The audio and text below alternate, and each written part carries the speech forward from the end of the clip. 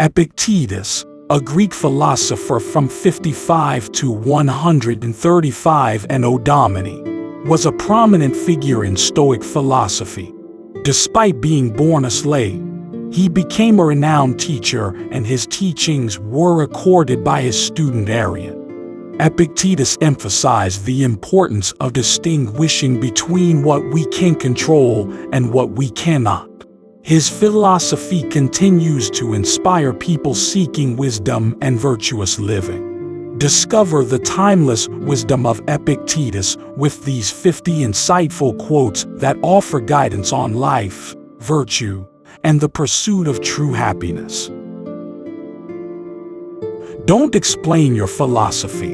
Embody it. Happiness and freedom begin with a clear understanding of one principle. Some things are within our control, and some things are not.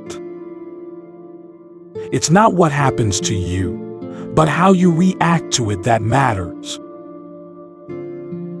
He is a wise man who does not grieve for the things which he has not, but rejoices for those which he has.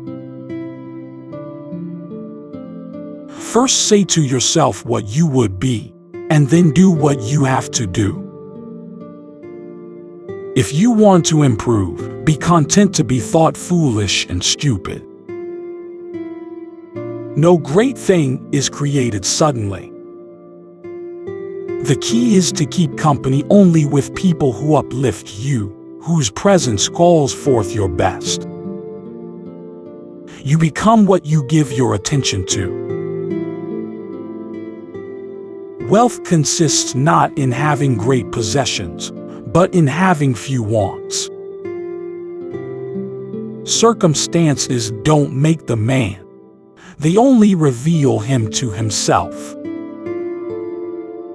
He is a wise man who does not grieve for the things which he has not, but rejoices for those which he has. Know first who you are, and then adorn yourself accordingly. Don't seek to have events happen as you wish, but wish them to happen as they do happen, and all will be well with you. Nature hath given men one tongue but two ears, that we may hear from others twice as much as we speak. Control thy passions, lest they take vengeance on thee. We have two ears and one mouth so that we can listen twice as much as we speak. If you wish to be a writer, write. There is only one way to happiness, and that is to cease worrying about things which are beyond the power of our will. What concerns me is not the way things are, but rather the way people think things are. We are not disturbed by events, but by the views which we take of them. Remember that you are an actor in a drama of such sort as the author chooses, if short, then in a short one, if long, then in a long one. We are not to give credit to the many who say that none ought to be educated but the free, but rather to the philosophers who say that the well-educated alone are free. You are a little soul carrying about a corpse, as Epictetus used to say. To accuse others for one's own misfortunes is a sign of want of education. To accuse oneself shows that one's education has begun. To accuse neither oneself nor others shows that one's education is complete. God has entrusted me with myself. Man is not worried by real problems so much as by his imagined anxieties about real problems.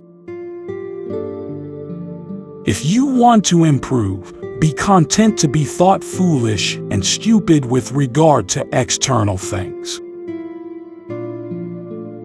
The chief task in life is simply this: to identify and separate matters, so that I can say clearly to myself, which are externals not under my control, and which have to do with the choices I actually control. What, then, is to be done? To make the best of what is in our power and take the rest as it occurs. The greater the difficulty, the more glory in surmounting it. Don't let your mind dwell on external things, but keep it on your inner self. When you are offended at any man's fault, turn to yourself and study your own failings. Then you will forget your anger. If you want to be truly free, perform acts of kindness without expecting anything in return. It is impossible for a man to learn what he thinks he already knows. If someone is able to show me that what I think or do is not right, I will happily change, for I seek the truth, by which no one was ever truly harmed. It is the person who continues in his self-deception and ignorance who is harmed. We should not moor ship with one anchor, or our life with one hope. We should not be upset by our failures, but by our failures to start over. The greater the difficulty, the more glory in surmounting it. A ship should not ride on a single anchor, nor life on a single hope. Difficulties are what make life interesting, and overcoming them is what makes life meaningful. We are not to give credit to the many, who say that none ought to be educated but the free, but rather to the philosophers, who say that the well-educated alone are free. The world turns aside to let any man pass who knows where he is going. If anyone tells you that a certain person speaks ill of you, do not make excuses about what is said of you, but answer, "He was ignorant of my other faults, else he would not have mentioned these alone." It is impossible to begin to learn that which one thinks one already knows. People are not disturbed by things, but by the views they take of them.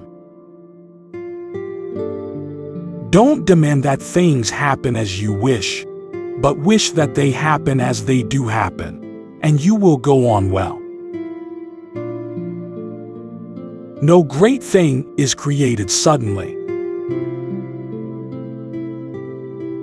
The soul becomes dyed with the color of its thoughts. When you are discontented, you always want more, more, more. Your desire can never be satisfied. But when you practice contentment, you can say to yourself, "Oh yes, I already have everything that I really need."